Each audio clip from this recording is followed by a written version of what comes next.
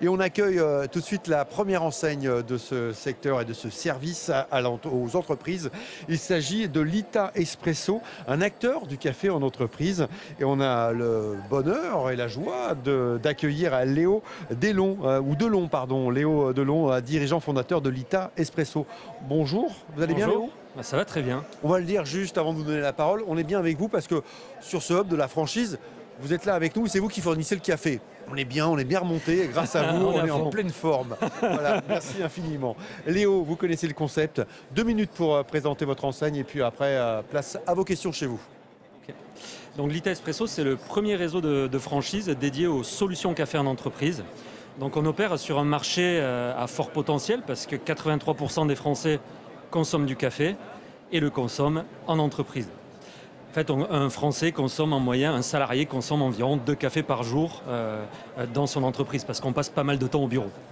Donc nous, notre promesse en fait auprès des entreprises, c'est de leur amener une solution café clé en main et sur mesure.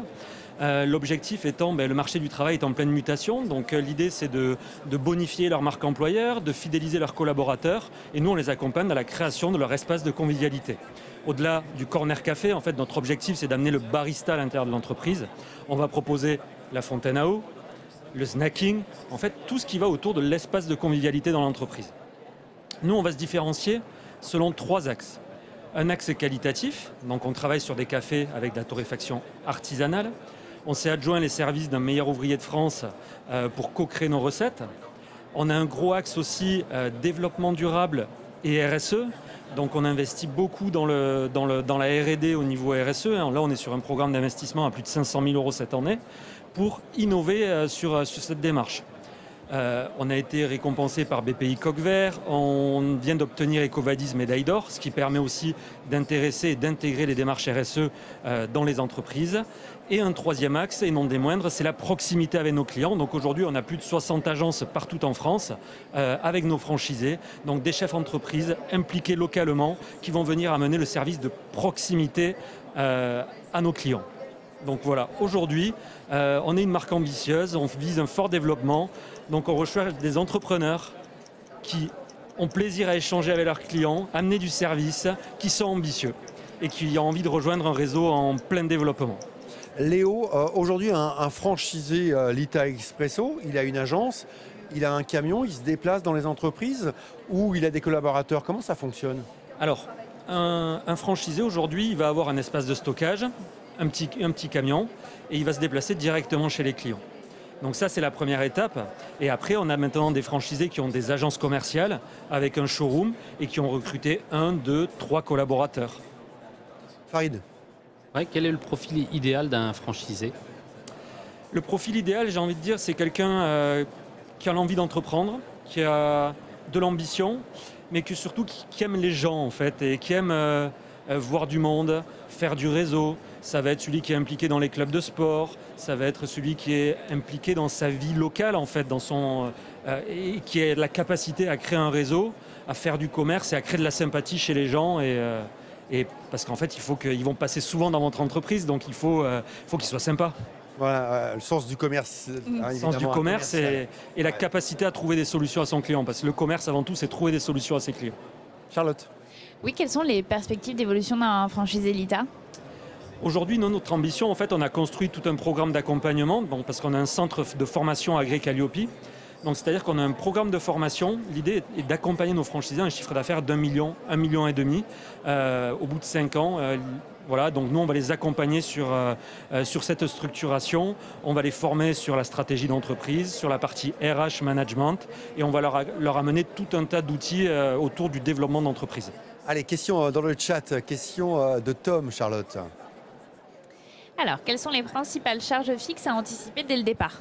Alors les principales charges fixes, donc nous on a un pack de départ qui est de 30 000 €, dans lequel il y a 10 000 € de stock, donc qui est totalement revendable en fait, 10 000 € de droits d'entrée, de la formation, 5 000 € de formation et d'accompagnement au lancement, et 5 000 € de pack visibilité, qui est un pack pour créer de la communication pour le lancement de l'activité. Ensuite, en charge, il va y avoir le remboursement de l'emprunt, parce que souvent l'entrepreneur emprunte.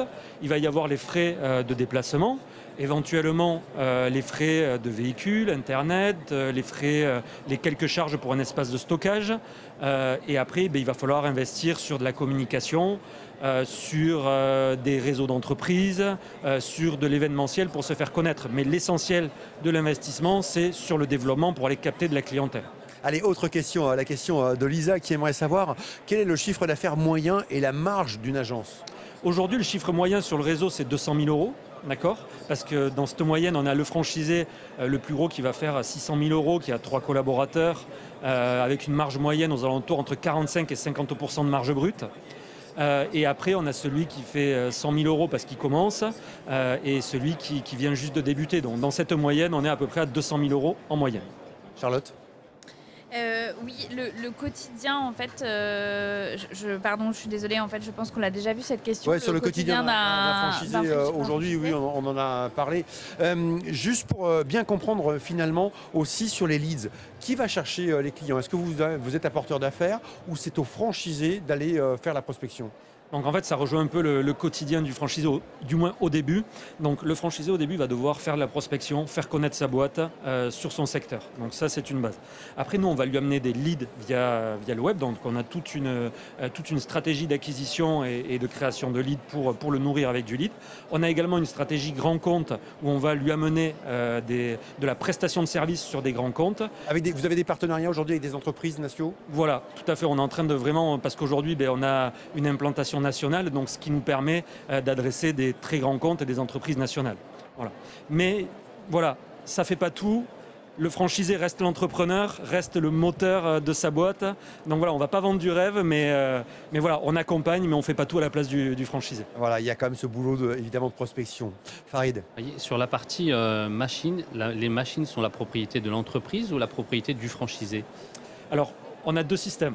On a un système où le franchisé va être propriétaire de sa machine et après il va pouvoir la positionner chez son client via du leasing ou de la mise à disposition en fonction de la typologie, des volumes, etc. Et après on a également des systèmes, nous on accompagne notre franchisé dans le financement de sa machine et on va lui louer la machine pour qu'il puisse soit la relouer ou soit la mettre à disposition. Donc en fait on l'accompagne dans le financement de son matériel et des capex liés à l'investissement matériel. Allez, toute dernière question, Léo. 60 agences aujourd'hui, les objectifs, les ambitions demain? Les ambitions, nous, ils sont très clairs. On veut devenir un leader français du café en entreprise. Alors, leader économique, mais également sur la partie durable. Parce qu'en fait, on a vraiment cette stratégie d'éco-conception, d'éco-innovation. C'est vraiment faire plus avec moins. Donc, ça vient aussi augmenter la partie rentabilité. Parce que, par exemple, on vient de développer le premier torréfacteur qui fonctionne au pellet de bois. Donc, en fait, on a une économie de 20% d'énergie. Donc qui se répercute directement dans le prix de vente de nos produits. La plupart de nos concurrents aujourd'hui fonctionnent au gaz et avec le contexte géopolitique actuel, ça nous fait un avantage concurrentiel et non des moindres. Merci infiniment, Léo. Merci à vous. Sur ce salon de la franchise. Et merci d'être avec nous sur le Hub Franchise, l'Express Franchise.